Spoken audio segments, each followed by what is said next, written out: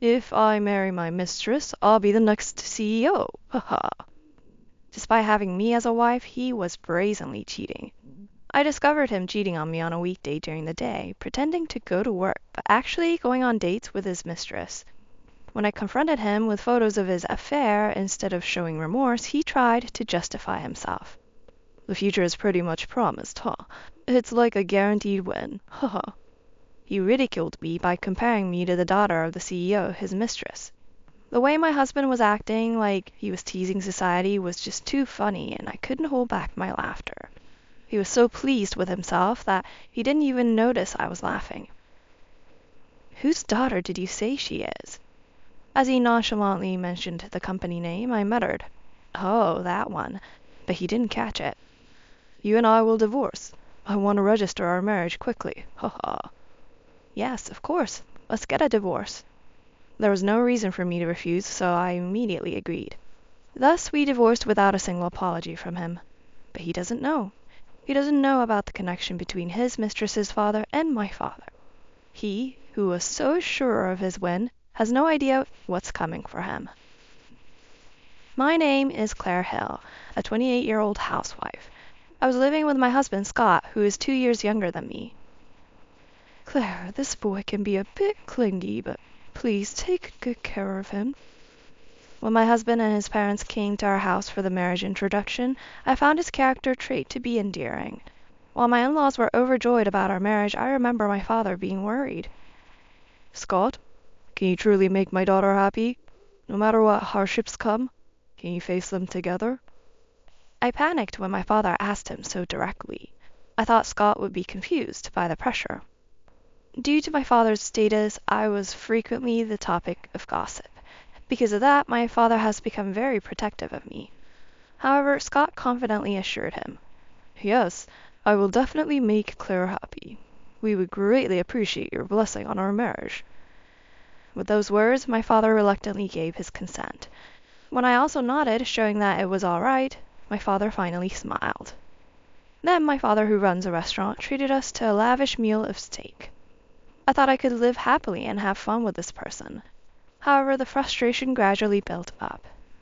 Initially, we promised to both work and share household chores, but Scott started making excuses and stopped doing his share.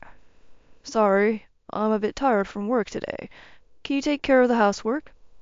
It was hard to say no when he asked with a puppy dog face. "Oh, well, can't be helped." At first, I could answer with a smile, but as the same situation repeated itself over and over, it became harder to do so. I quietly took over the household tasks, making sure not to let out a big sigh in front of him. Even though I was working and there were times I came home late, I still did the house chores. Unable to voice my frustrations, my heart gradually grew wary. "I have a request. Could you quit your job and become a full-time housewife? That would reduce your burden, right?" The whole point was that if Scott had properly shared the household chores, the burden wouldn't have fallen on me alone. However, without arguing, I decided to quit my job as he wished. I was a bookstore clerk, a job born out of my love for books. It was tough at times, but being surrounded by books and blessed with kind colleagues made every day enjoyable. Leaving my job was sad, but my in-laws were the ones who showed concern for me. "Claire, we're sorry about Scott, making you quit a job you love like this. We've told that boy time and again to cherish you." Scott, without showing a trace of guilt, simply smiled and thanked me. In contrast, my in-laws, looking as pained as if it were their own matter, apologized and comforted me. "It's okay. He was raised by such kind people. He will surely change." I optimistically thought that he would become more responsible, little by little, instead of pushing the burden onto me. I decided to trust him. One weekday, I went out to buy a wedding anniversary gift for my in-laws.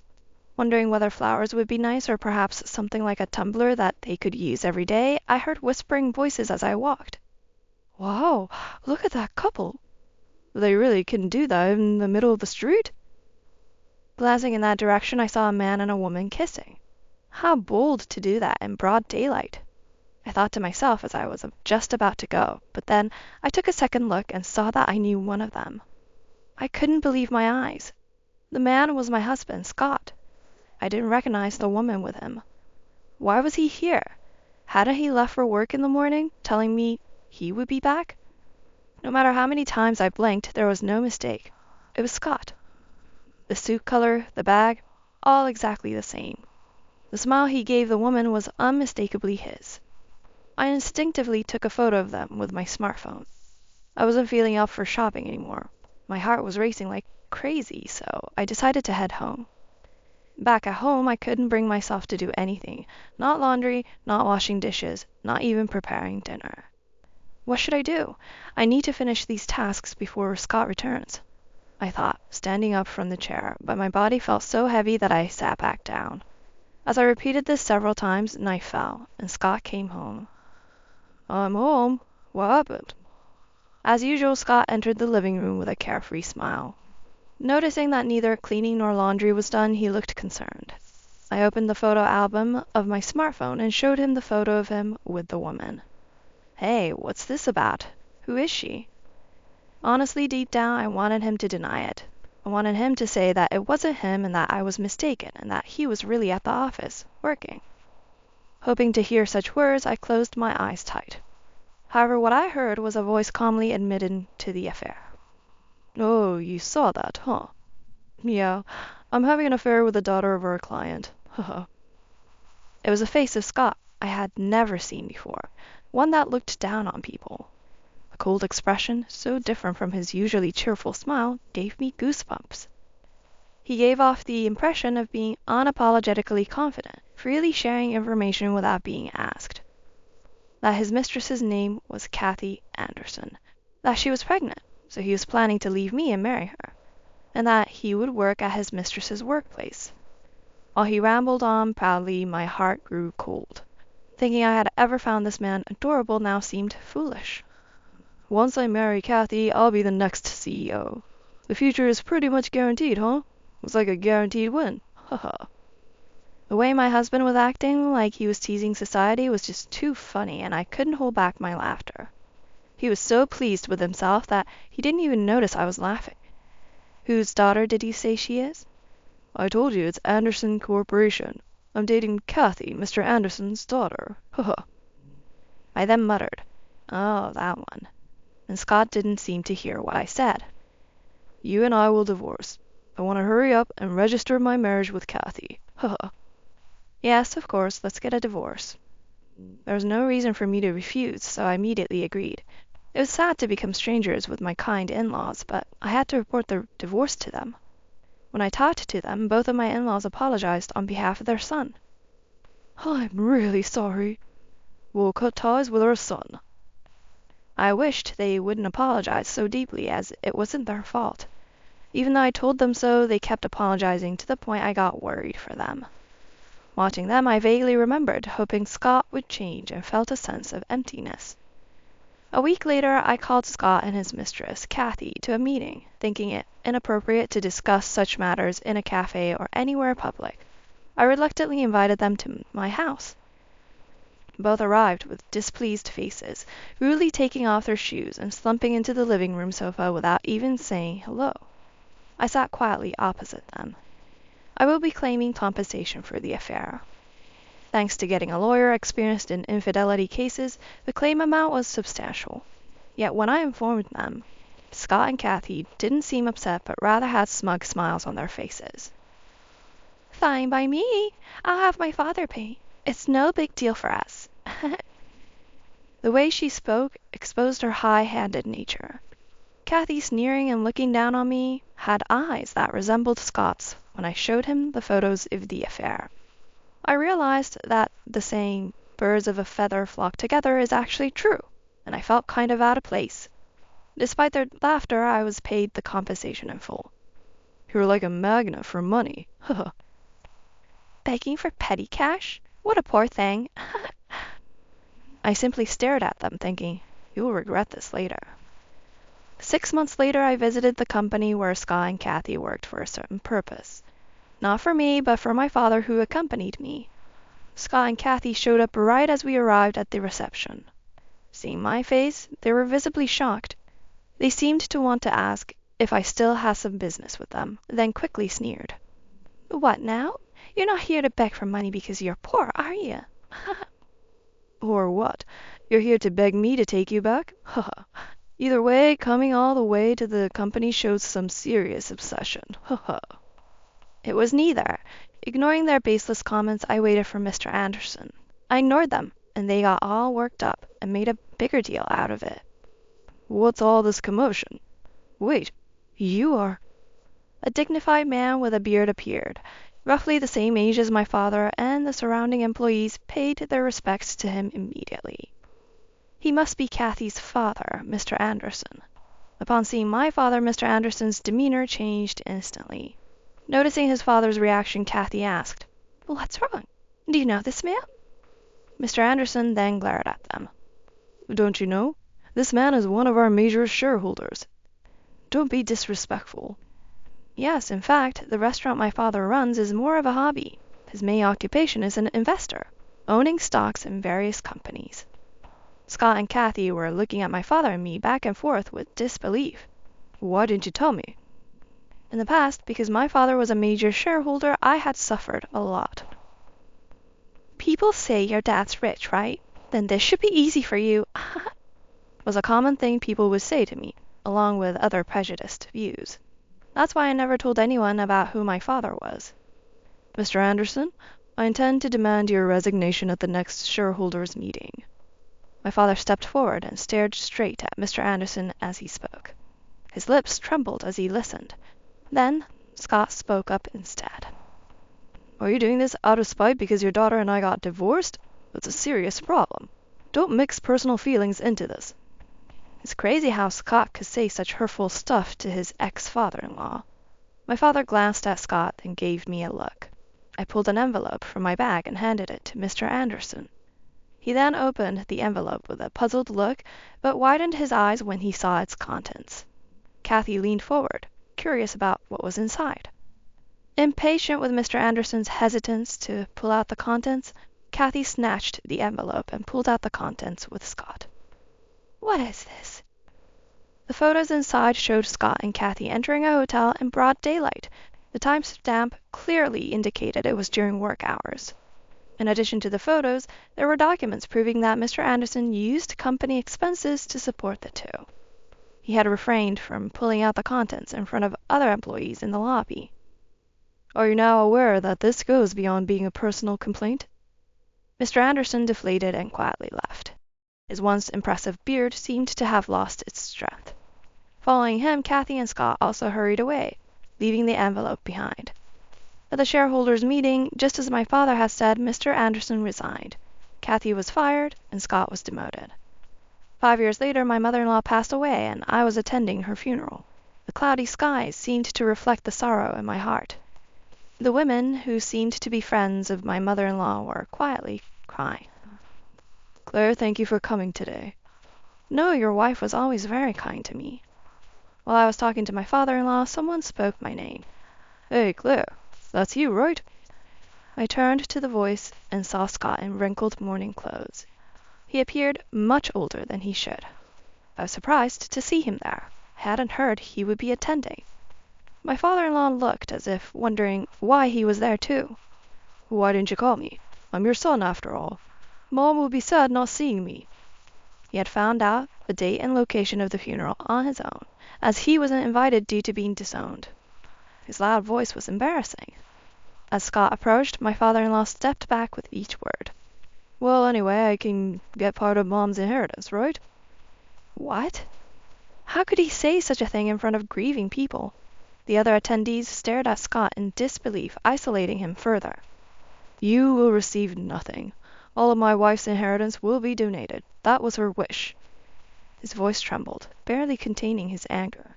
"What? Then how am I supposed to live?" Why was he saying that? He has no choice but to work and earn money himself. I wish he wouldn't make a scene anymore. Isn't he aware that people are giving him icy stares? Scott turned his gaze from my father-in-law to me and started approaching me aggressively. I let out a small scream in my throat and quickly shut my mouth. Then, like my father-in-law, I stepped back. "Then give me back the compensation. Your dad's rich, so it shouldn't be a big deal for you, right?" Hearing his voice brought back unpleasant memories and the words that were said to me before. My face heated up, that I'm not the same little kid I was back then.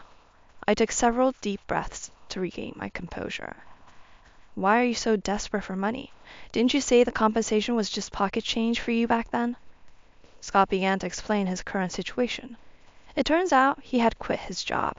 The former CEO and Kathy, who's a significant spender, was also in trouble. Their household finances were a disaster. He said he wanted to divorce, but he couldn't because the compensation had been covered on his behalf. That's why I want to give back the compensation to them and get a divorce from Kathy. I need the money for that. But I have no obligation to return it. He should work, save money, and somehow manage the household expenses by living frugally with the three of them. I pointed this out, but he shook his head and suddenly grabbed my arm forcefully. What are you doing? Even though I knew I couldn't yell in front of others, I couldn't help but let out a little scream. Please, I want you to remarry me. He seems to think that by remarrying me, he could get the compensation back and escape from Kathy and her family. I was at a loss for words. I tried to pull my hand away, but his grip didn't weaken at all. There's no way I would remarry Scott. As soon as he owned up to cheating without feeling bad about it, I lost all my feelings for him. Who was it that arrogantly accepted the divorce, claiming victory? And now he's turning the tables, demanding to remarry, mocking everyone. You still love me, don't you? I wanted to slap the delusional man in front of me. However, I'm a rational person. If I did that, I'd be no different from Scott and those who act on impulse without thinking. Any feelings I had for you are long gone. Please, let go of me. Just as I spoke, someone called my name, overlapping with my words. Looking in that direction, a man approached with a little girl in tow. Mommy! The girl called out in a childish voice and ran to me. Who's this?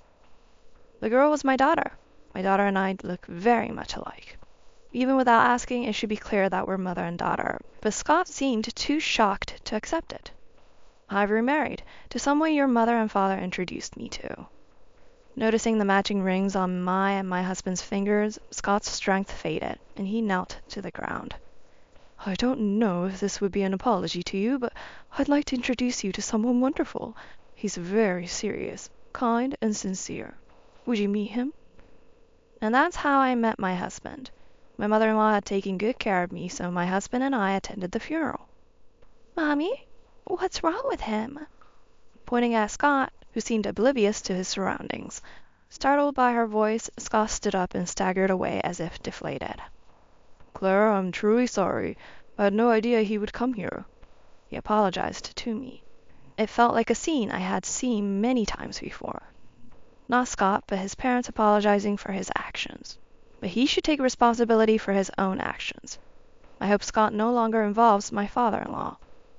After that incident, my father sold all his stocks. He had acquired a considerable fortune. So when Scott mentioned being rich, I was shocked he might have sensed something. But now that he knows I have a new husband, he likely won't bother me again. Scott will spend his life unable to escape from the Anderson family. Thanks to my father's assets, we live a comfortable life. My daughter is growing up healthy, gradually able to do more and more. We watch her grow warmly, together with my father. My father loves his granddaughter. He smiles even wider when she calls him Grandpa. He has become a dependable and gentle grandfather for our daughter. I want to do everything I can to repay my father for helping us. Now I'm helping out at my father's restaurant, something I've wanted to do for a while. Originally open only on weekends because my father ran it alone, we've started opening on weekdays too, thanks to the increased help. Office workers come by during lunchtime on weekdays and families from the neighborhood visit on weekends. Seeing everyone smile and say it's delicious makes me feel warm. We want to continue living happily as a family.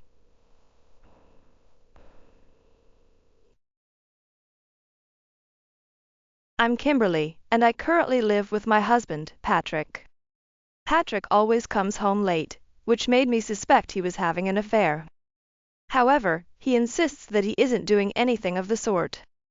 I wanted to believe him, but his behavior was suspicious, which made me doubtful. It's strange that he would take his smartphone outside whenever he received a call. If he had nothing to hide, he should just talk on the phone inside the house. I thought it must be another woman. Despite this, Patrick kept insisting he wasn't cheating. But one day, I found decisive evidence. There was lipstick on Patrick's shirt. I have sensitive skin on my lips and never wear lipstick, only occasionally a tinted lip balm. So, it was odd to find bright red lipstick on it. It must have been from another woman, perhaps from doing something indecent or when she leaned on him. I was furious and confronted Patrick. Then, surprisingly, after all his denials, he easily admitted to it. Yes, that's right. I've been cheating. What? Are you being defiant now? Because I found someone better than a plain Jane like you. Guess what? The other person is your sister, Lauren. What? Really, you don't look anything like Lauren. It's disappointing. That's why it's a turnoff. Lauren is so beautiful, you know. I was more shocked that he cheated with my sister than being insulted about my looks. Why on earth my sister? Indeed, my sister is very beautiful and sophisticated. But she has the worst personality. She's always been the type to steal her friends' boyfriends and gloat about it. That's why I've always disliked her. I thought maybe Patrick was fooled by her, but they were both in the wrong. I wondered if they enjoyed mocking me. Is that so? Then let's get a divorce. That's what I want. If I can be with Lauren, I'll even pay compensation. Of course, you should pay compensation. Why are you so arrogant? Because I'm the one gracing you with my money. Patrick was arrogant and unapologetic, which made no sense since he was the one at fault. I couldn't understand why he was so haughty when he was the one who cheated. I did nothing wrong, so I shouldn't be spoken to from a place of superiority. But Patrick showed no remorse. He didn't seem guilty or apologize. I thought he should reflect a little. And so, we divorced, making Patrick my ex-husband. After the divorce, I returned to my parents' house. It was embarrassing to be back, but it wasn't my fault. My parents welcomed me without saying anything. I felt bad for relying on my kind parents, so I planned to move out eventually. But it was September, and it was hard to find a good apartment. Apartments were pretty filled up. It's probably because new employees and university students are signing leases. Considering my circumstances, staying at my parents' house seemed better for now. So, I decided not to rush into choosing a bad property. I work for a foreign company and earn a good income, but I'm just an ordinary person. However, my late grandfather and father were wealthy. Our house is quite large. My father is very wealthy but didn't spoil us with luxury. I was taught the importance of money from a young age, getting scolded if I wasted anything. I've always thought that real wealthy people value their money and possessions. So, the house is large but quite old. The house was built by my grandfather, and I thought it couldn't be helped. Grandfather also valued things, so he wouldn't rebuild a mansion just because he had the money.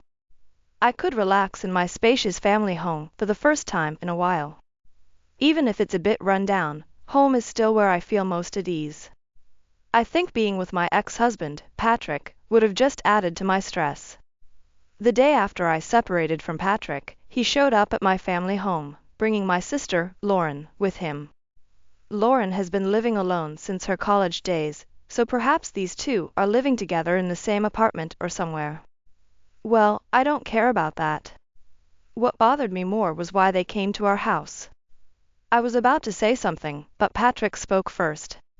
We've decided to live in your family home. You're in the way, so get out.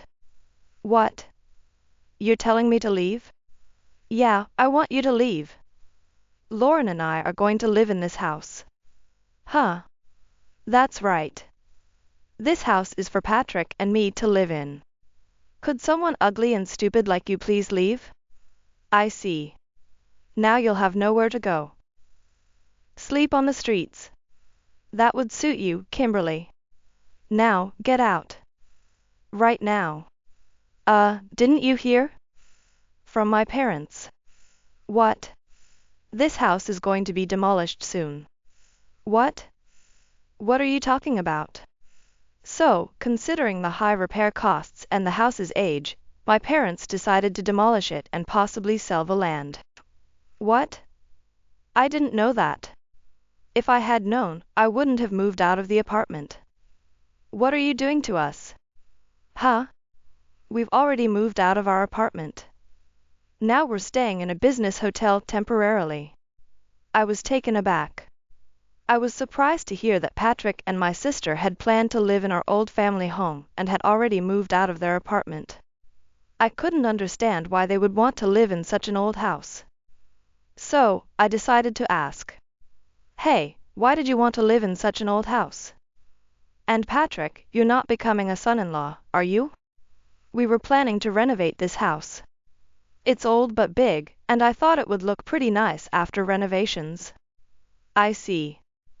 Is that so?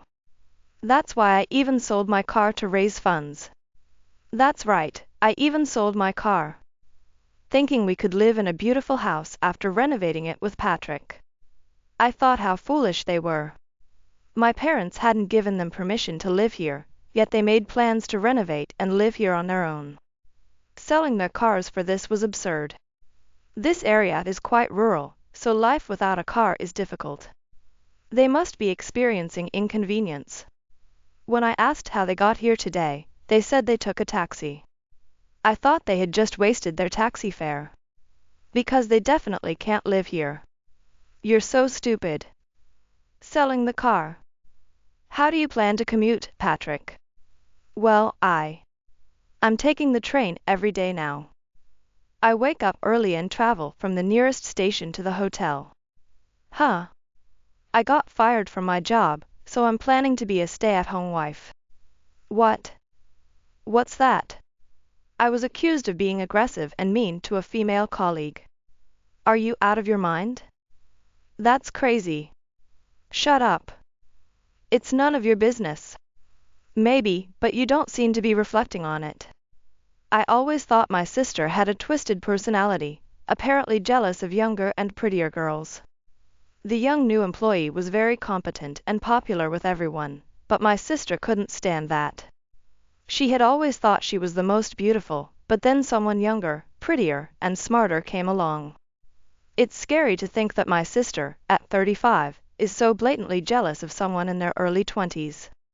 This must be what they call a delusional older woman. I'm 30 myself, but I've decided I must not end up like my sister. So, please leave. Goodbye.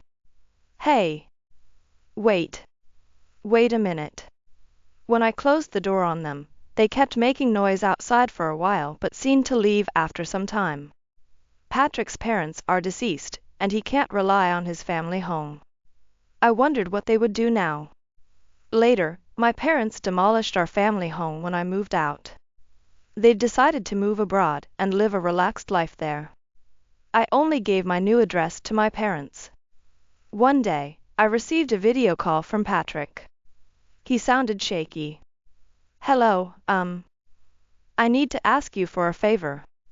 What? I've been caught cheating, and it's a mess. Help me. What? I don't know what Lauren will do to me. I don't want to go back to the hotel. Where's your house? Let me stay with you. I thought to myself, what is he talking about? He's too stupid to understand, and I don't even want to try. After abandoning me to be with my sister and cheating on her, he's still not learned his lesson. He must be out of his mind. And it seems he's in a huge mess after being caught by my sister, getting yelled at a lot. Then, Patrick fled the hotel. He's scared of what my sister might do, so he wants me to shelter him. I felt pathetic for having married such a madman. So, I decided to give him a little punishment. Okay, I'll give you my address now. Come here, and I'll give you the taxi fare later. You're a lifesaver. Thank you. It's at 893 Way. Town. Got it. I'm on my way. And so, the foolish Patrick seemed to have headed straight there. But he must have regretted it upon arrival. Because the address I gave him was for a mafia office. Patrick, being foolish, rang the bell. You'd think he'd realize it's not where I live just by looking at the nameplate or something. Apparently, Patrick got a menacing glare from the guys who came out. You! How dare you trick me? Ah, you got me. Oops. Oops. No. I went through something terrifying. What are you going to do about it? Well, I thought a fool who calls his ex-wife asking for a place to stay deserved a little punishment. You should be grateful that was all that happened to you. This is the worst. What am I supposed to do now? Patrick was crying as he spoke. What am I supposed to do? I thought, feeling bothered. He should just deal with it himself. Apologize to my sister, or break up with her. My sister can be really scary when she's angry, and I bet Patrick can't return to the hotel now. So, I guess he's basically homeless. He mentioned selling his car, but it seems the money from that was quickly used up on hotel stays and food expenses. After all, both the car Patrick had and the one my sister had were older models of compact cars. So, even selling them wouldn't have brought in much money. This is what happens when you make unplanned plans to take over a house. Ridiculous, I thought. By the way, it seems like you're still staying at the hotel. Why don't you live in an apartment or a condo? That's because I ran out of money due to spending it all on my affair partner. What? I bought her bags and cosmetics after every date. Then my bank balance was practically gone. Huh? As if she thought of you as anything more than a money tree. You're insane. The reason Patrick and my sister couldn't afford an apartment was Patrick's fault. He had spent a lot of money on his affair partner, reducing his bank balance to a single digit. How foolish to spend that much. When married to me, Patrick had savings of about $50,000. Even after paying me compensation, there should have been plenty left. That he had almost used it all up meant he had spent a lot on his affair partner. Although they were involved in a relationship, it seems money was a significant motivation. But from the woman's perspective, Patrick was just a good source of expensive gifts. This affair partner turned out to be my sister's best friend. That's probably why my sister was incredibly angry. Talking to Patrick gave me a headache, so I ended the call. Afterward, I blocked and deleted him. I regretted not having done it sooner, but I was satisfied with the punishment I had delivered. Some time passed, and then my sister, Lauren, called me. It seems they had a discussion, and in the end, they decided to break up. Since they hadn't registered their marriage, it wasn't a divorce, just a breakup. My sister was crying, saying her dream of becoming a stay-at-home wife was shattered. She said she had nowhere to live and no money, and asked me for help. Help me, I have nowhere to go. I can't even rely on our parents because I don't know where they are. I can't even afford a plane ticket. Yeah, I know. Our parents are angry about what you did. That's why they didn't give you their address. And plane tickets are super expensive, so you can't afford them right now, can you? Hey, then let's live together, just the two of us sisters. That would be fine, right? Sorry, but that's impossible. Why? Actually, I'm overseas right now. What? Yeah, I've become an expatriate. So, I'm living abroad now. That's ridiculous. Which country? Tell me. Even if I told you, you couldn't come because you don't have the money. What are you going to do with the information? You're going to send me the money. For the ticket and everything. What? There's no way I'm sending you money, what are you talking about? Lauren almost went crazy when she heard I had moved abroad. The truth is, my overseas assignment was decided a while ago, right after I separated from Patrick. I wasn't required to move immediately, so I stayed at my parents' home for a while and went to the office for handovers and to train the remaining juniors. After I left the US, my parents demolished our house and then moved abroad themselves. I live in a country not so different in time zone from the US, so I can make these line calls. I haven't told my sister which country I'm living in, nor where our parents are. So, we probably won't meet again. Even if I return to the US temporarily, I have no intention of telling her where I am. Our parents are dismayed by her actions, so they likely won't meet her either. It's cruel how everyone is ganging up to bully me. At this rate, I'll be homeless. I don't have any money left from selling the car, and I have to leave the hotel tomorrow. Well, if that's the case, it can't be helped. With the money you have left, why not buy a tent and sleep around somewhere? Why not try solo camping? It's trending. What? What are you saying? That's just being homeless. Are you mocking me? No, I didn't mean it like that. But what other choice do you have? Do you have somewhere else to stay? Well, then, you should head to the home center now. Bye. After that, I blocked and deleted my sister's line. I no longer care if she truly becomes homeless. She can fend for herself and sleep wherever. I also heard about what happened to my ex-husband, Patrick. According to a mutual friend, he caused problems at work and was eventually fired.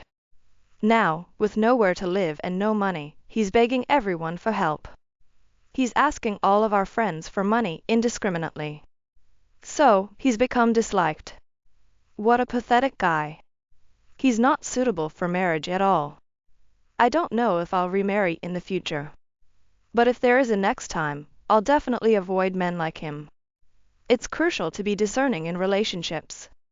Someone might seem nice at first, but could change over time. In a way, it's been a learning experience.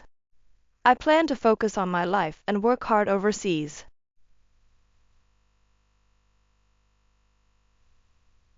Mandy was isolated in school, not getting along well with her classmates. Mr. Owen spoke of Mandy in such a manner. However, the truth seemed to be slightly different. Thinking that perhaps someone had come to see Mandy, I checked the home security cameras. Maybe there's a boy among those who came to visit. I continued to watch the footage from the security cameras stored in the cloud, with that single thought in mind. Finally, I found the person. I was astonished by the unexpected figure. No way. Is this Mandy's? I was shocked in front of my computer. People lie, but security camera footage never does. I was stunned by the unbelievable reality. But at the same time, anger began to well up inside me. I must not forgive this person. For Mandy's future, I cannot overlook this. The retribution for toying with Mandy, you wait and see, I thought. While swearing this in my heart, I copied the footage to my smartphone. My name is Kathy Smith. I am 35 years old and work as a nurse at a local hospital. As many know, nursing is a very tough job. But it's because of this job that I believe I have my current happiness. In fact, I met Ted, who is a year older than me, at the hospital where I work. Ted, who works in construction, came to the hospital with an injury, and that was how we met. An angel in white. Seeing me, that's what Ted said. I found it amusing and started dating Ted. A year later, we got married, and our daughter Mandy was born. That was 11 years ago. I was very happy at that time, but now I am worried about Mandy. Actually, Mandy has been withdrawing from society and staying at home for about a year now. What can I do for her? My mind was always filled with Mandy. If I knew the reason why Mandy is withdrawing, perhaps some measures could be taken. But Mandy won't answer anything when asked. Moreover, we can't think of any reason. In short, all we can do is watch over Mandy. That's the current situation in our home. But until a year ago, Mandy was a very good child. Mandy is academically excellent and good at sports. Of course, I don't know the details of her school life. But from what Mandy said, it seemed she had many friends. Hearing only this, it feels like there shouldn't be a problem. In fact, Mr. Owen, her teacher at the time, had said this. Mandy is a very excellent student. She's good at both studies and sports, and she's a dependable friend. Mr. Owen said this during a home visit a year ago. All thanks to you. Oh, no. Not at all. She's inherently a brilliant student, no doubt there. Mr. Owen chuckled. Then Ted, who was next to me, said grumpily, Of course. She's my daughter, after all. His guidance has nothing to do with it. Hey, what are you saying all of a sudden? You started it by saying it's thanks to the teacher. Ted grimaced. I sighed in exasperation. Needless to say, it was just a polite exchange between us. Mandy might have been a good child from the start, but her leadership at school was indispensable. Knowing this, I spoke carefully. However, it seemed Ted did not realize this. Indeed, Ted is impulsive. Still, I thought he had enough common sense to let it slide. Can you just be quiet for a bit? I'll talk to the teacher. But I know you're proud of Mandy, but you don't always have to speak your mind. I said it a bit strongly. Then Ted turned away with a huff. It's like he's not a child. I was amazed. Nevertheless, I apologized to Mr. Owen. I'm sorry for my husband's behavior. No, it's just that you care about your daughter. Mr. Owen kept smiling wryly throughout. After Mr. Owen left, I explained the situation to Ted. Ted understood our exchange about 30 minutes after I started explaining. This turbulent home visit happened a little before Mandy started withdrawing. Then, one day, a while after that. That day, Mandy didn't get up for a long time. Ted went to work as usual. As the time for me to go to work approached, I called out to Mandy. Mandy? Are you still sleeping? It's time to go to school. Yeah. She sounded lethargic. Wondering about it, I continued. Are you feeling unwell somewhere? Yeah, a bit. I'm coming into your room, okay? After saying that, I entered Mandy's room. Mandy was curled up in bed. Wondering if she had caught a cold, I asked her while she was in bed. What's wrong? Did you catch a cold? I have a headache. Mandy replied without showing her face. Thinking she might have a cold, I touched Mandy's forehead. She didn't seem to have a fever, but Mandy, peeking out from under the covers, looked pale. It wouldn't be good to force her. Thinking this, I told Mandy, I'll call the school and tell them you're taking the day off. Okay. Got it. I'll ask Grandma to come over later. After having that conversation, I left Mandy's room. Then, I called the school. Planning to ask my mother-in-law to look after her in my absence, I contacted her. Could you come over during the day because Mandy is not feeling well? Okay, but I can't stay for a long time. My mother-in-law is a homemaker, but she has to take care of the house and my father-in-law. Even though it's for her granddaughter, it seems difficult for her to babysit for a long time. At that time, I thought Mandy was just temporarily unwell. So, as long as we could manage for now. That's why I asked my mother-in-law, within what was possible. True to her word, my mother-in-law came over for a few hours. She looked after Mandy, took care of her meals, and then went home in the evening. A few hours later, I came home. When I went to see Mandy, she was in bed. Were you okay? Mandy? Yeah. Grandma came over. I see. I hope you get better soon. After saying that, I left Mandy's room. However, Mandy didn't leave her bed the following day either. More accurately, she couldn't. Anyway, Mandy became unable to go to school. Mandy, did something happen at school? Not really. Mandy wouldn't tell me the reason, so I went to school and consulted with Mr. Owen. So, she can't seem to get up in the morning. Is that so? That's troubling. Mr. Owen frowned. It seemed Mr. Owen had no clue either. As I thought this, Mr. Owen sighed deeply and hesitantly began to speak. Actually, it seems Mandy has been isolated recently. Mr. Owen's story went like this. A little while back, during lunch break, he went to the classroom to prepare a quiz, intending to pick up textbooks.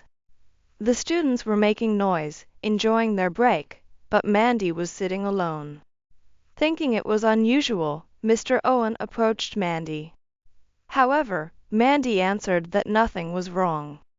But I was a little concerned, so I started paying more attention from that point. And it seems she was a bit isolated. He subtly asked the students, but the reason was unclear. However, it appeared Mandy was not getting along with her friends. Lately, their relationship seemed especially strained, to the point where Mandy hardly talked to any of them. Mr. Owen shared such observations. There wasn't much I could do. Is that so? I'm sorry for the trouble. No problem. I'm her teacher, that's my job. But please, keep this between us. Knowing this might stress Mandy, he wanted to keep it a secret. I agreed and didn't mention it to Mandy. Later, after Mandy went to bed, I cautiously opened up to Ted about it. What? What is the teacher doing? That's why, the teacher was being considerate. But, he's not doing anything, right? Isn't that neglect of duty? Ted got upset. I hurried to calm him down. That's not true. The teacher did ask around. But in the end, he did nothing, right? That might be true, but the teacher can't just interfere rashly, right? Interfering too much in a student's relations could complicate things further. After explaining this to Ted, he grudgingly accepted. All right. Let's just watch over Mandy for a while. That sounds good. I have a proposal. In watching over Mandy, I suggested installing security cameras. We live in a detached house, which usually means less concern about noise affecting the neighbors compared to an apartment. Usually, this is an advantage. But it becomes a disadvantage when considering Mandy is alone at home. My mother-in-law comes over during the day, but there are still hours when Mandy is alone. During those times, it's possible that no one would notice if something happened. That's true. It would be better to have security cameras. Ted quickly agreed. So, we decided to install the security cameras. However, having conspicuous security cameras might make the neighbors view us strangely. I thought that was okay, but Ted was adamantly against it. The reason was because of Ted's job in construction. Indeed, people who work in construction often give off an intimidating appearance. In fact, Ted looks scary. He's well-built and can appear dangerous. Moreover, installing security cameras would only reinforce that image. I don't mind how I'm seen, but I wouldn't want Mandy to be thought of as the child of such a person. Since Ted insisted, we reluctantly installed less conspicuous security cameras. Regardless, it's best if the security cameras are never needed. Therefore, Ted and I adjusted our work schedules to spend more time with Mandy. Of course, we asked the same of my mother-in-law, who readily agreed. It would have been best if I could quit my job. But our household barely gets by with both of us working, so I had to continue. Months passed, but Mandy showed no significant change.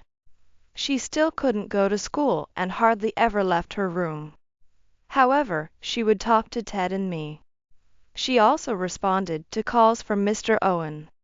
One day, before going to work, I tried speaking to Mandy. I'm going to work, but how are you today? There was no reply from Mandy. Thinking something was off, I asked more forcefully, "Mandy, are you okay?" Still no reply. I rushed into Mandy's room and found her struggling near the bed. "Mandy, what happened?" Mandy could barely utter a sound. Without hesitation, I called an ambulance. Mandy was quickly taken to the hospital where I work. There, an unexpected discovery was made.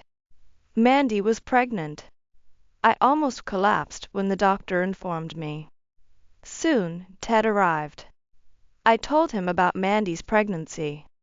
What? What do we do? Who's the father?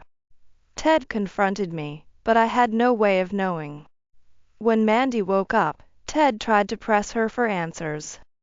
Thinking it was a bad idea, I sent Ted out of the room. Then, alone with Mandy, I asked her about the father. However, Mandy remained silent, refusing to name him. Keeping quiet won't solve anything. You can't possibly think about raising a child on your own. I will. I'll definitely give birth and raise this child. Give birth? That's just not possible. I stated the obvious, but Mandy sharply retorted. What, so you're saying I should get an abortion? Of course. You're still. Absolutely not. I won't get an abortion. I refuse. For some reason, Mandy was adamantly against abortion. I was at my wit's end. Mandy, listen. This isn't something you can decide on your own. Mandy turned away with a huff. At this point, the conversation was going nowhere. Meanwhile, Ted was fuming in the hallway. What should we do? I sighed. Mandy's pregnancy means she had relations with someone. However, Mandy hasn't been leaving the house recently. Yet, where and with whom did she get involved? How should we report this to the school? Various thoughts swirl through my mind. However, pondering gets us nowhere. I decided to tackle each issue one at a time. First is reporting to the school. I left Mandy in Ted's care and headed to the school. Unfortunately, Mr. Owen was away on business. So, I ended up speaking with the school nurse, Ms. Walters. I'm the school nurse. What brings you here today? Actually, I informed Ms. Walters about Mandy's pregnancy and inquired about school matters. Children's social circles often revolve around their classmates. Moreover, there are many cases where students confide in the school nurse about things they can't tell their homeroom teacher. With that thought, I asked, but she told me something unexpected. Indeed, Mandy has many friends. Recently, some of them have been visiting the nurse's office, worried about her. Is that true? They can message each other, but they've expressed a desire to meet in person. At that moment, something clicked inside me. I remembered what Mr. Owen had said. Mandy was isolated in school, not getting along well with her classmates. Mr. Owen spoke of Mandy in such a manner. However, the truth seemed to be slightly different.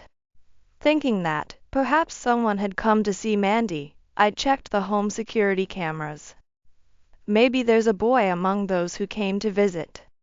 I continued to watch the footage from the security cameras stored in the cloud, with that single thought in mind. Finally, I found the person. I was astonished by the unexpected figure. No way. Is this Mandy's? I was shocked in front of my computer. People lie, but security camera footage never does. This means the footage I am watching is the truth. I was stunned by the unbelievable reality. But at the same time, anger began to well up inside me. I must not forgive this person. For Mandy's future, I cannot overlook this. The retribution for toying with Mandy, be prepared for it. While swearing this in my heart, I copied the footage to my smartphone. Then, after returning to Mandy, I asked Ted to leave us alone and spoke to Mandy privately. Mandy, just to confirm, this is the person involved, right? I showed the footage on my smartphone. Mandy's face turned red. Then, looking at me fiercely, Mandy tried to snatch the smartphone. Give it to me. No. This is the person, right? Mandy quietly nodded. I sighed deeply. The person caught on the security camera was Mr. Owen. However, Mr. Owen had also visited when I was present. A home visit for a student not attending school. That's how I had perceived it. In fact, Mr. Owen had only spoken with Ted and me. He had only talked to Mandy through the door of her room. Thus, Ted and I had felt safe letting Mr. Owen in. But it turns out it wasn't just a simple home visit. It seemed he was building a relationship with Mandy.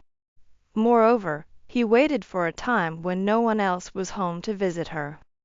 He didn't enter through the front door. Instead, he went around to the garden and entered through the window of Mandy's room. If he went from the entrance to the room, he would be caught on the indoor security cameras.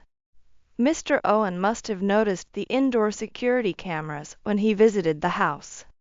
He must have devised such a scheme to avoid being caught on the security cameras. Regardless, we had been oblivious to this until now. The reason we hadn't noticed is simple. Mr. Owen's entry into Mandy's room through the window was never captured on the security cameras. We had informed Mandy about the installation of the security cameras. In fact, Mandy had used this knowledge to her advantage. Firstly, Mandy would hang clothes in front of the security camera installed on the wall of her room. She used this as a cover to invite Mr. Owen into her room. Of course, she would remove the clothes as soon as Mr. Owen left to avoid detection. If the same thing happened every day or several times a day, we would have scolded her for negating the purpose of the security camera. But what if it was just once in a while, for just an hour or two? Maybe she just wanted to dry some clothes. That's how we would rationalize it. Moreover, there wasn't just one security camera. If something happened, it should be captured by another camera. That was our false assumption. In the end, we had been cleverly deceived. However, their strategy was not perfect. If one looked closely at the footage, there were discrepancies. The footage I found was one such discrepancy. When the clothes swayed, Mr. Owen was briefly visible. He was talking to Mandy through the window, and then he entered the room. It was so brief that I had missed it when fast-forwarding through the footage. How long has this been going on with the teacher? Why? Well, Mandy shared everything. In her eyes, Mr. Owen was her boyfriend. It's unclear what Mr. Owen thought of it. Nevertheless, Mandy asserted they were dating. Their relationship began just before Mandy started withdrawing. But after being teased for talking to a teacher at school, Mandy became embarrassed about dating him and started to withdraw into her home. Worried, Mr. Owen started visiting her at home. Then, he began visiting her secretly. Mandy thought this would protect her from being teased. As a result, Mandy continued to withdraw and eventually developed a relationship with him at home. She also shared that Mr. Owen had confessed his feelings first, leading them to start dating. The indignation at an adult deceiving a child like this is indescribable. Nonetheless, I listened silently to Mandy's story. It wasn't right to blame her unilaterally. That was my thought. After listening to her for a while, I left the hospital room. In the hallway, I whispered to Ted what I had learned from Mandy. Ted almost raised his voice on impulse. Hold on. We're in a hospital. All right. But I won't forgive him. Ted clenched his fist. I deeply understood his feelings. The next day, I invited Mr. Owen to our home. The school nurse must have informed him about Mandy's pregnancy. That was my assumption, but Mr. Owen hadn't heard anything. In fact, when I called him, Mr. Owen responded, "Is there a problem?" So, I only informed him that Mandy was hospitalized. Additionally, I requested that he come to our house because I wanted to talk. When Mr. Owen arrived, Ted immediately raised his voice upon seeing him. "You! What have you done to our daughter?" "Excuse me? What do you mean? Don't play dumb. You know exactly what I'm talking about." I did my best to hold back Ted as he tried to lunge at him. After calming him down, I informed Mr. Owen about Mandy's pregnancy. At that moment, Mr. Owen turned pale. He immediately knelt down on the spot. "I'm so sorry. Sorry doesn't fix this." Worried that the neighbors might overhear, I quickly covered Ted's mouth with my hand. "Be quiet for a bit. The neighbors will hear. But if this gets revealed, Mandy will be the one who suffers." I gave Ted a stern look. Finally, Ted bit his lip and remained silent. I decided to take over the conversation with Mr. Owen. First, I wanted to know what he thought about Mandy. It may sound crazy, but I was serious about her. "Serious? With a kid? Do you even realize your age?"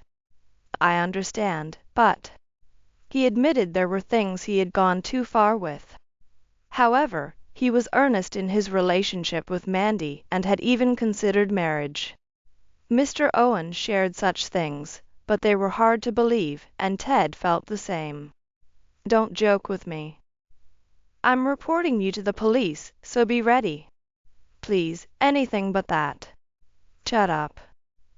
There's no way I can forgive you." Ted raised his voice. Mr. Owen, startled, whispered back, "But, for Mandy's sake." If he truly cared for Mandy, not escalating the situation would be best. I understood that. But that was akin to overlooking a crime. I couldn't allow that. Yet, what was the right thing to do? I didn't know. Let's decide after hearing Mandy's side of the story. But her feelings are what matter most. You understand, right? Reluctantly, Ted nodded. The decision was thus postponed. I couldn't forgive Mr. Owen. But it wasn't as simple as just punishing him. What would Mandy think? That was my main concern. Regardless, I wanted to visit Mandy first. She was hospitalized, but I couldn't just leave her alone. For now, let's go see Mandy. After much thought, that was my conclusion. Mandy is at a sensitive and difficult age. Moreover, she is adamant about having the child. I hoped for the best solution. As I was preparing to go see Mandy, suddenly, my phone rang. It was the hospital's number, so I answered anxiously. "What?" "Mandy." I was quickly informed of Mandy's critical condition. Ted and I rushed to the hospital. Upon arrival, Mandy was in the treatment room. The doctor delivered a harsh reality. "I see." The doctor informed us that Mandy's baby had passed away. Later, when Mandy had calmed down, I discussed the child she had been pregnant with. Regarding Mandy's baby, I know. Mandy began to cry. I pulled her into a tight embrace. Mandy cried loudly, as if recalling her infancy in my arms. Perhaps this indicates how genuine her feelings for Mr. Owen were. Maybe not now, but eventually. Such feelings welled up in me. But those were Mandy's one-sided emotions. I soon learned a harsh reality. After Mandy had stopped crying, Ted and I left the hospital room. Let's leave her be for a while, we decided. At that moment, my phone rang with a call from Ms. Walters, the school nurse. Do you have a moment? Yes. What is it? Ms. Walters shared his story. It had just happened. Arriving late to school for personal reasons, Ms. Walters coincidentally saw Mr. Owen making a phone call in a corner of the hallway. During the call, Mr. Owen said, "This is troublesome. The kid's pregnant. I was just having a bit of fun. This is the worst." Furthermore, Mr. Owen continued, revealing more. After being confronted by the father during the initial home visit, he became angry and decided to take advantage of the daughter. The situation escalated to this point because he lied about the child being isolated, thinking he had managed well only to end up in this mess. He complained about facing complaints from the parents again. Hearing this, Ms. Walters was shocked. It was undoubtedly about Mandy. She instantly thought so and decided to casually approach Mr. Owen. Upon being suddenly addressed, Mr. Owen began to panic, repeatedly asking if his conversation had been overheard. I said I hadn't heard anything, but I'm certain it's about Mandy. Is that so? But if that's true, Mandy was merely played with, and Mr. Owen had lied to us as well. I ran out of patience. While looking at Ted, I thanked Ms. Walters. "Thank you for your call. We will be heading your way shortly." After hanging up, I relayed Ms. Walters' story to Ted.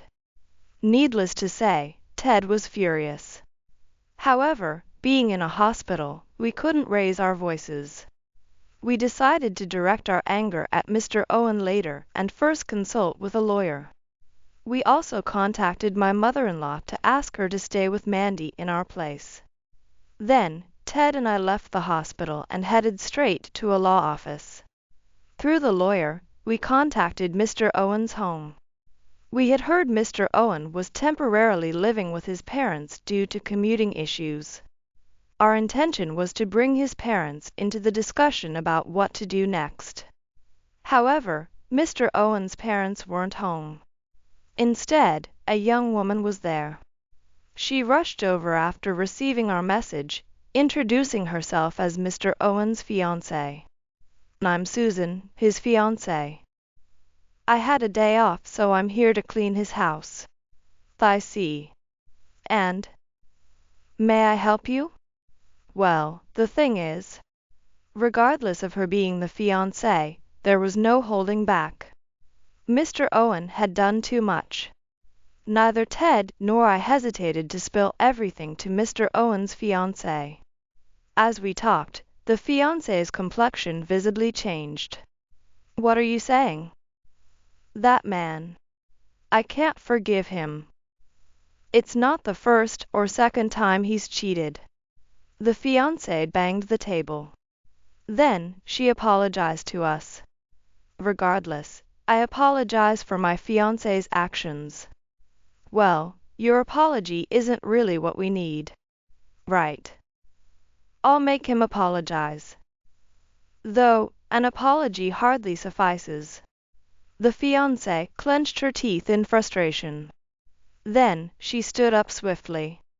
"Please, come with me. I will not forgive him this time." She gestured for us to follow. It seemed she was on our side. This was a fortunate turn of events, so we decided to follow her. Our destination was the school, where Mr. Owen was undoubtedly present. This was clear from the call with Ms. Walters. We headed straight for the staff room. It was break time, so Mr. Owen and a few other teachers were there. Mr. Owen quickly noticed us and approached, his gaze darting around. "What are you doing here?" "We need to talk." "Then, to the meeting room?"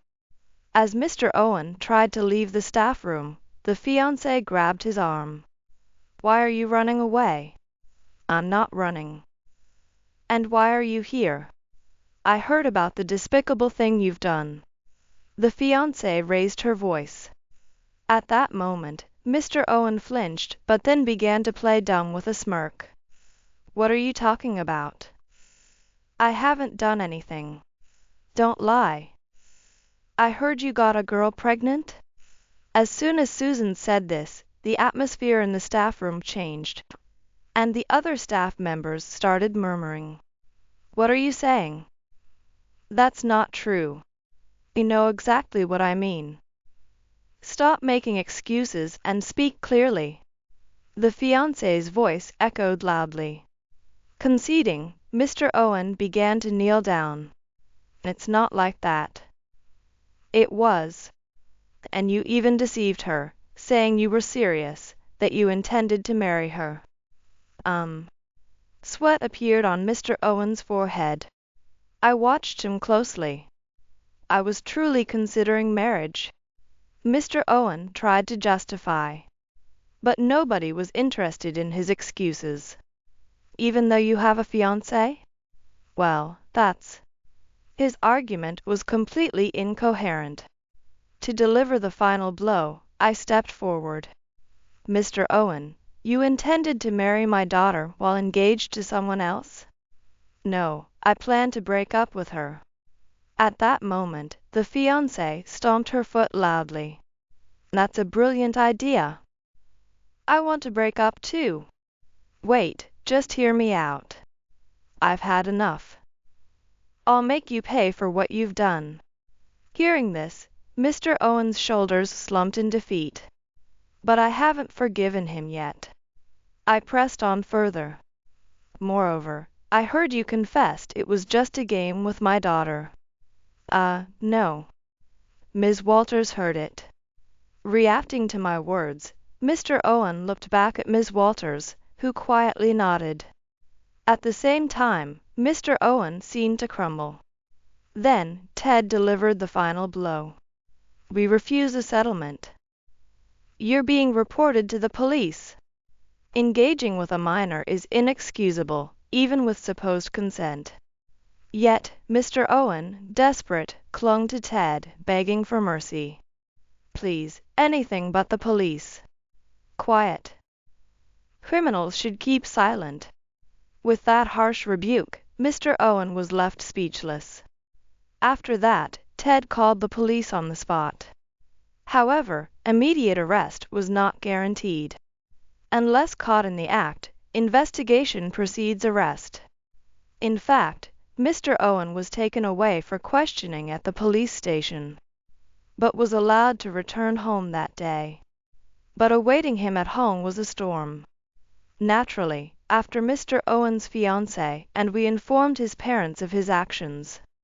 I heard from the fiancée later that it caused quite a stir.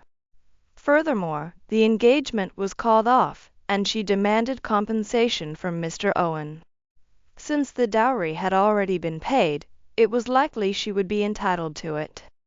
The next day, Mr. Owen was questioned by senior officials from the Education Board.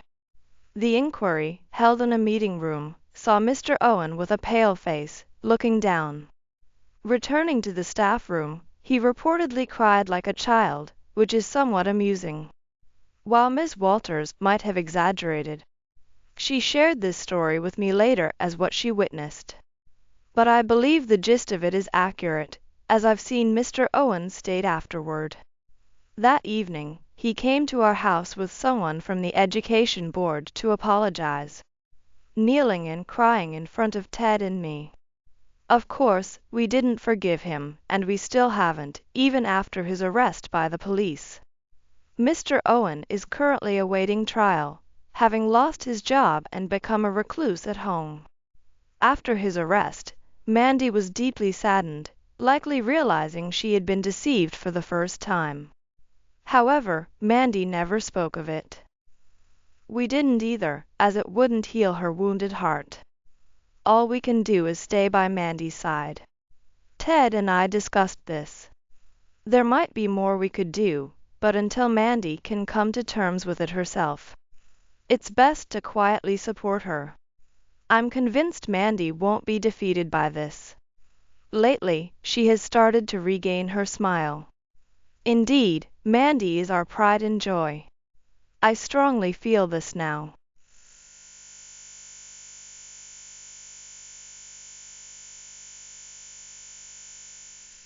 I've decided to marry my mistress. I was in a traffic accident and had been hospitalized for 2 weeks. Just when I thought my husband finally came to visit, he suddenly showed up with his mistress and stated he will marry her. So, we're getting a divorce. Sign the divorce papers now. My husband, encouraged by his mistress, shoved the divorce papers at me with a smug look on his face. The children came to see me as soon as they heard about the accident. But my husband's actions were unbelievable. He had been neglecting the children and was absent from home because he was spending time with his mistress. I was sick of my husband's irresponsible behavior. When I looked at the divorce papers, all the sections that my husband needed to fill out were already completed. All that was left was for me to write my name and the divorce would be finalized. Then, my son, who was sitting on a chair, stood up. Dad, you can't divorce Mom. Because the woman over there is. Huh? What nonsense are you talking about? My husband raised his voice in disbelief. My son, with a determined look, crossed his arms and continued speaking. My name is Tracy Morgan. I am 38 years old, and I work in the accounting department at my husband David's company. With my accounting degree, I met David when I was a junior in college and started working part-time at the company where he worked. At that time, David was in his first year and taught me the job as my trainer. Thanks to David's kind guidance, I was able to fit in at the company, and I dated David secretly behind the other employees. However, I got pregnant after dating David for a year. We decided to get married, but both my parents and my in-laws were against it. When I strongly told my parents that I did not want to have an abortion, both they and my in-laws eventually gave in, and we were able to marry. After that, I gave birth to 2 children. The first was a reliable girl, Nicole. The second was an energetic boy, Alex. After Nicole was born, both my parents and David helped with taking care of Nicole. Thanks to that, I was able to obtain the accounting degree which I aimed for, and I could continue working at the same company where I was working part-time. However, David suddenly changed after Alex was born. David, can you change Alex's diaper? Ugh, that's annoying. You can do it yourself, can't you? David became completely uncooperative with taking care of our kids.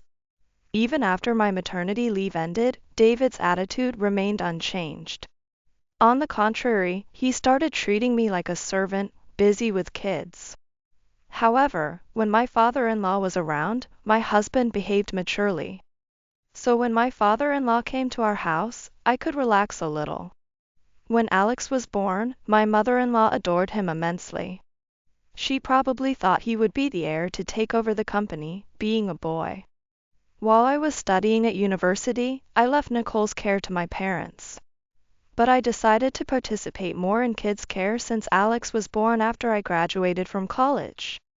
When I was discharged from the hospital after giving birth to Alex, my mother-in-law came to our house. He's your child, but since he's my son's precious heir, I'll raise him. But Alex is my child. You got pregnant while you were a student, which makes me feel uneasy. I'll take care of his discipline properly, so leave it to me. My mother-in-law took Alex from my arm and drove off in her car. That night, when David returned home, I told him about the incident with my mother-in-law. Why don't you leave it to my mom? She's more experienced, and she'll surely raise him well. But I'm his mother. I don't think Mom will listen to that. If you resist any more, you never know what Mom might say. I was so shocked that my body stiffened. Seeing that, David smirked. When my mother-in-law found out that I told David about our interaction, she went into a rage. You are trying to isolate me by tattling to David, she exclaimed furiously, wreaking havoc around the house. This is what I hate the most, so when things didn't go his way, David used this example, saying he will speak to his mom to silence me. Since then, I have been worried about Alex and have been visiting my in-laws' house. It seemed that my mother-in-law was fond of Alex. His room was filled with lots of toys. And Nicole was treated as negligibly as I was. When David asked me to take Nicole and go to my mother-in-law's house, my mother-in-law blatantly made a disgusted face. Come inside. No, I don't need to. I just brought something David asked for, so I'll be leaving now. Come inside. It's an order. Obey. I was reluctantly pulled by the arm by my mother-in-law and entered their house. Once inside my in-laws' house, my mother-in-law started ordering me and Nicole around. Make coffee. It's only natural for a daughter-in-law to do at least this much. Nicole, help your mother quickly. Nicole stopped touching her smartphone and glared at my mother-in-law. What's with that face? She slapped Nicole on the head. Ouch. That isn't abuse. Nicole. Calm down. That was all I could do to soothe Nicole. Nicole came into the kitchen and muttered complaints about my mother-in-law. Both Nicole and Alex knew about the terrible treatment I received from my mother-in-law and David. Nicole understood my situation well because she received the same treatment. And Alex, who is very perceptive, also knew. Ah. Mom and Nicole are here too. Alex, long time no see. Grandma, you were bossing Mom around again, weren't you? I could hear it clearly in the hallway. Alex, that's not true. Your eyes are darting around. Sounds like a lie to me. Then Alex came into the kitchen and helped me with serving coffee. Alex, thank you as always. This is easy.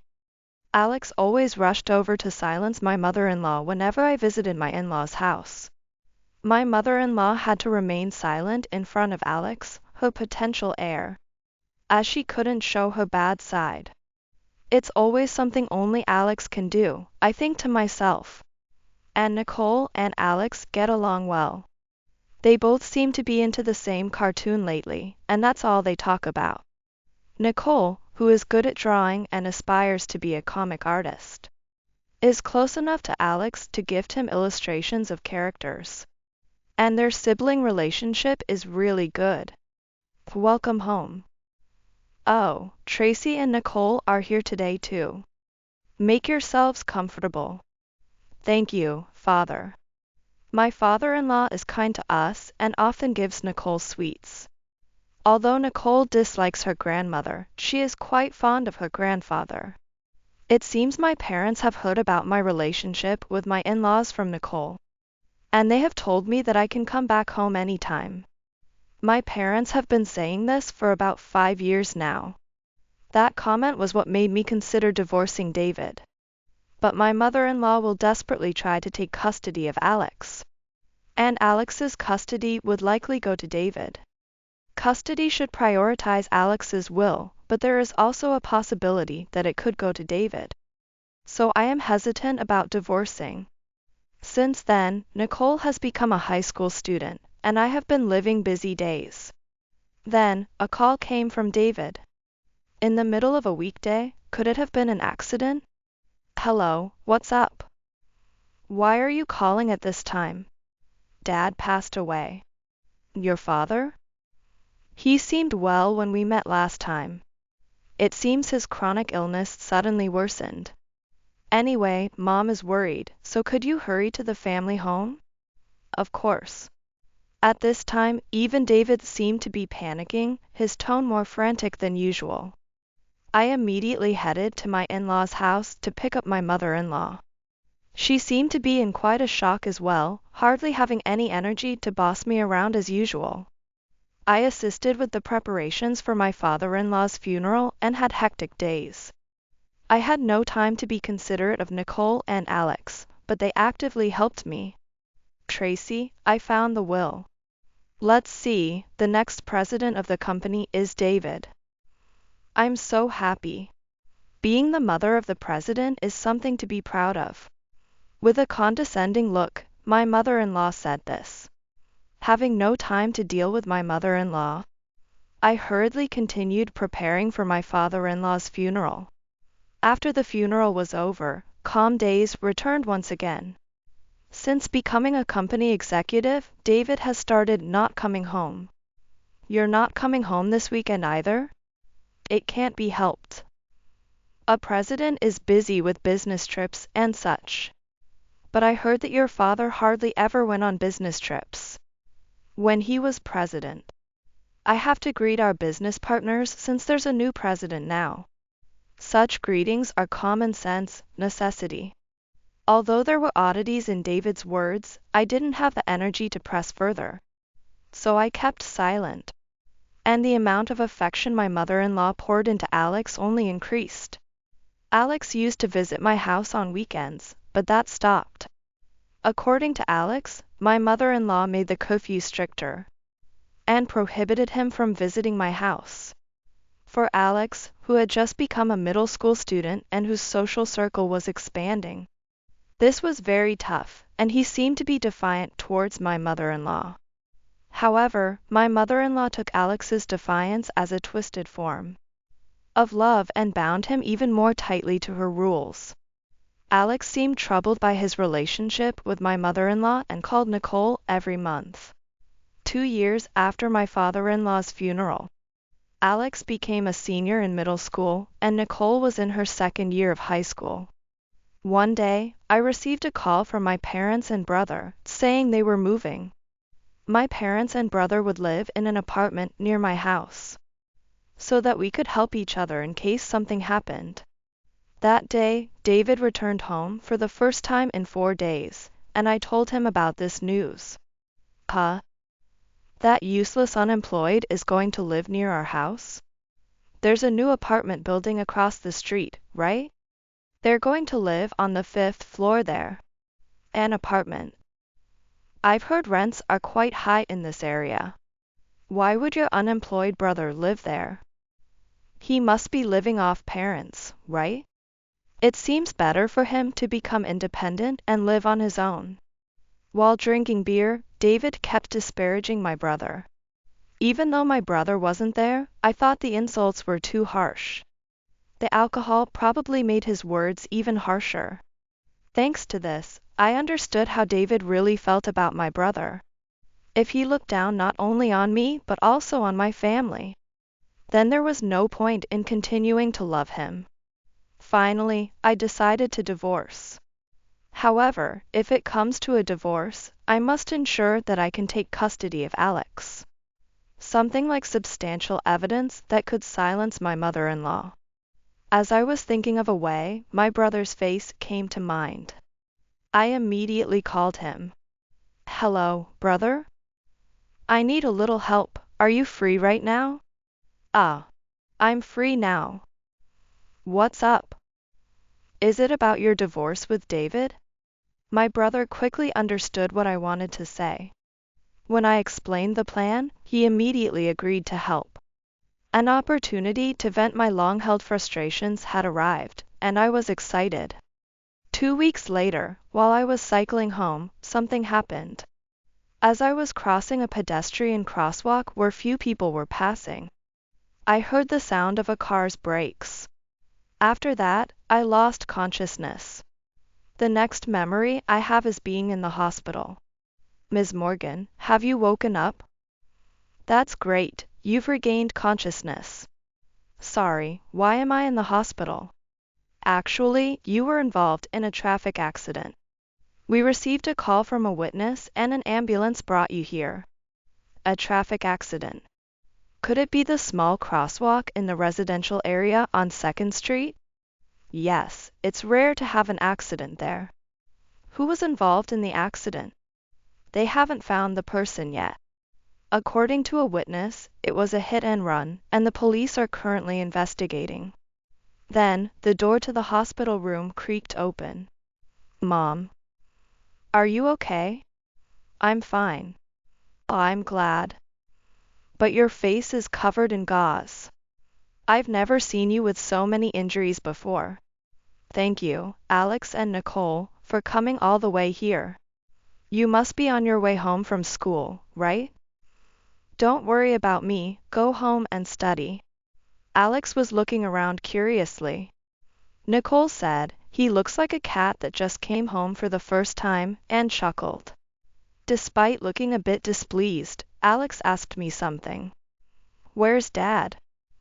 Hasn't he come yet? Your father hasn't come yet, but I'm okay, really. After talking with me for a while, Alex and Nicole went home. The X-ray showed a broken leg, but I was told I could recover without major complications with rehabilitation. So I began my treatment. Nicole and Alex, who seemed to have arranged to meet after school, visited me every day. Sometimes they brought chocolate snacks, which I loved, helping me get through the tough treatment. 2 weeks after being hospitalized. While Nicole and Alex were making the hospital room lively, quiet footsteps approached. The door rattled open, and there was David. Oh, Tracy, this looks pretty bad. Fractures are just pathetic. David. At that moment, I was speechless. Next to David stood a woman with a prominent belly. The woman, who seemed to be pregnant, was stroking her stomach. Who is the woman next to you? Let me introduce her. This is Mandy, my girlfriend. Nice to meet you. I'm Mandy. I've been with David for a long time. The woman who appeared to be his mistress smoked condescendingly at me. Why bring her here? What's going on? I've decided to marry Mandy. So, Tracy, it's divorce for us. Sign the divorce papers now. Wow, David, you're the best. Encouraged by his mistress, David presented the divorce papers to me with a triumphant look. The section of the divorce papers David needed to fill out was already complete. All that was left was for me to sign my name to finalize the divorce. Then, Alex, who had been sitting, stood up. Dad, you can't divorce Mom. Because Mandy here is already married. Huh? What did you say? David exclaimed in a ridiculous voice. The mistress awkwardly turned her eyes away from David. Plus, this woman is a marriage scammer. So, Dad, marrying her won't work, and I think she'll end up conning you out of your money. You knew, didn't you? The mistress fled the hospital room as if escaping. After a while, we could hear her shouting from outside the room. I had arranged with Alex to have the police wait near the hospital, so that we could smoothly hand over the mistress to the police after the whole ordeal. David collapsed to his knees, sobbing uncontrollably. Having boasted so much before, his current state looked pitiful. How did you guys know about this? Actually, I hired a detective agency to investigate you, David. That's how I found out you had a mistress and that Mandy here is a marriage scammer. To think they could find out all this, the detective agency is really something. What a mess.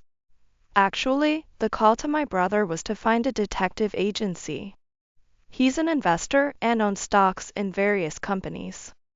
I thought he would know a reliable detective agency to recommend. So, it's divorce, right? I'll sign the divorce papers now, so check them when I'm done. Wait. Please don't go through with the divorce. You were the one who mentioned divorce first, weren't you? Ignoring what David said, I signed the divorce papers. Also, the detective agency called earlier, and it seems that Mandy might have been the one who hit you with the car. They said she was trying to kill you and collect the insurance money. She's really a gold digger, only sees money. Stupid, really. David's face suddenly turned red, perhaps irritated by Nicole's statement. Mandy did. I didn't know anything about that. Then, the door rattled open, and the police appeared. Excuse me, but could you tell us more about this matter? The police. I don't know anything, it's useless to ask me. We'll discuss this at the station. Could you come with us? Let go. I'm not involved. David's resistance was futile, and he was taken to the police station. Later, I heard from the police the entire story. As the detective agency had found out, the mistress had indeed tried to run me over, making it look like an accident. The mistress was arrested for marriage fraud and my accident. David was reportedly pale when he heard this from the police. It seemed he realized he had gotten involved with a really dangerous woman. After I was discharged, I told David that I would be submitting the divorce papers. He didn't resist, and thanks to his agreement, I was able to smoothly file for divorce and gain custody. Though he agreed to pay alimony and child support in a lump sum, David never paid. I tried contacting him, but he just read my messages and ignored them. I wondered what I should do next. After filing the divorce papers, I took Alex and Nicole and went back to my parents' house. When I explained the situation, they said I could stay until I found a new job and was able to support the three of us. Our family home is close to my house, so Nicole and Alex were able to continue going to their schools without needing to transfer. For a while, I was busy looking for a new job, but life was significantly easier without David and my mother-in-law around. About 2 weeks after returning home, the doorbell rang. My mother said, "Maybe it's a delivery," and went to check the intercom. "Tracy." It's David and his mother. I wonder what happened. "Mom, I'll go." "It's okay." "Mom, are you sure? Should I come too?" Alex, who was studying in the living room for his high school entrance exams, looked worried. Next to him, Nicole, who was drawing an illustration, also looked over curiously. "It's fine, this will be quick." I quickly went to the front door. "You're slow, what were you dawdling for?" "Sorry. Tracy, it's been a while. I never thought you'd be at your parents' house." "It's been a while, David. You've become quite slovenly, haven't you?" David's clothes were wrinkled, and his hair was tousled as if he had just gotten out of bed. Since I always did the housework, he probably didn't know how to wash or iron his clothes. "What brings you to my parents' house all of a sudden?" "Give back Alex. He is the important heir to our company." "Mother-in-law. Please don't shout all of a sudden. Alex is the heir. He's a necessary child to me. I am already divorced from David, and I have custody. So, mother-in-law, you have no right to live with Alex. You woman. You did all this just to separate me from Alex. That's the lowest." My mother-in-law tried to attack me. David tried to stop her by force, but despite being in her 70s, she thrashed about wildly in David's arms. "Tracy, what's all this noise about?" I could hear everything from my room. "Brother." "Ah. If it isn't Tracy's ex-husband and mother-in-law." "Hello." "Oh, why are you here? What does this mean?" My mother-in-law, looking surprised, quickly began greeting my brother in a subservient manner. David appeared confused, not understanding why his mother was acting so differently towards my brother. "David, you greet too." "Why should I? This man is a major shareholder in our company." "What? I never heard about that." David, flustered, began greeting like his mother. The realization that the person they had been ridiculing was a major shareholder must have been quite a shock. "By the way, Mr. President, I heard from my sister that you've been funneling company funds to your mistress." "What's that about?" "Company money." "I don't know anything about that. I haven't done anything like embezzlement.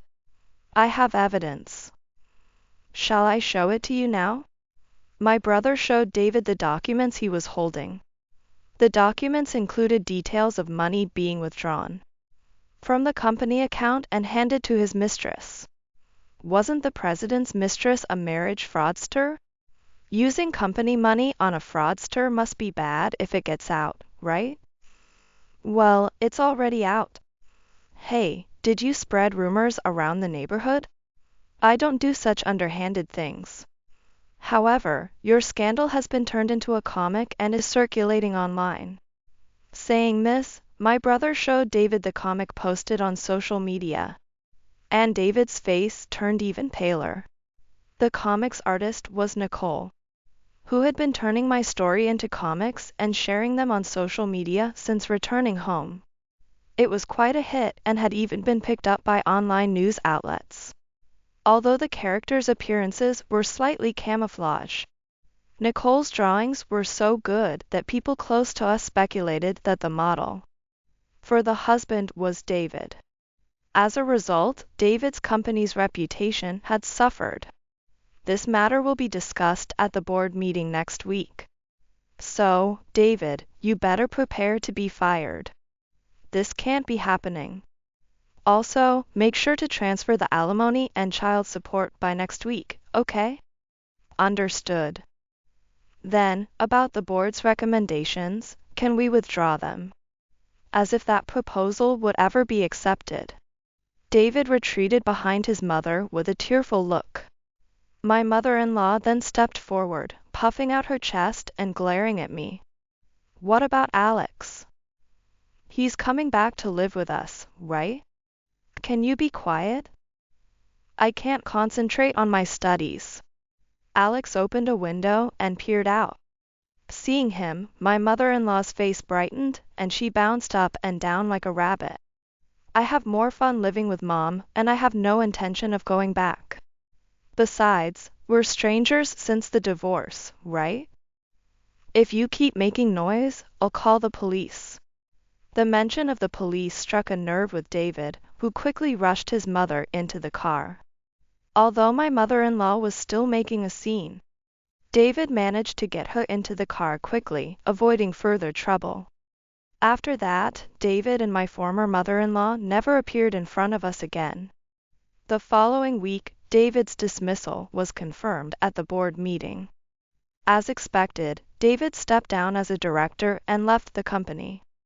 Afterwards, I left David's company and started working at a company introduced by my brother.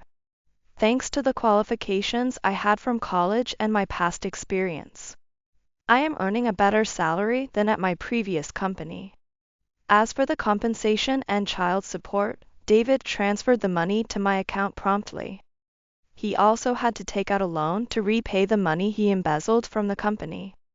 David was searching for a new job, but due to the influence of Nicole's comic, he was rejected at every company he applied to after the document screening. David ended up having to do physical labor, working desperately. The shock of losing Alex caused his mother to develop dementia, and her condition is worsening. Since David is the only one available, he is having a tough time juggling work and caring for his mother.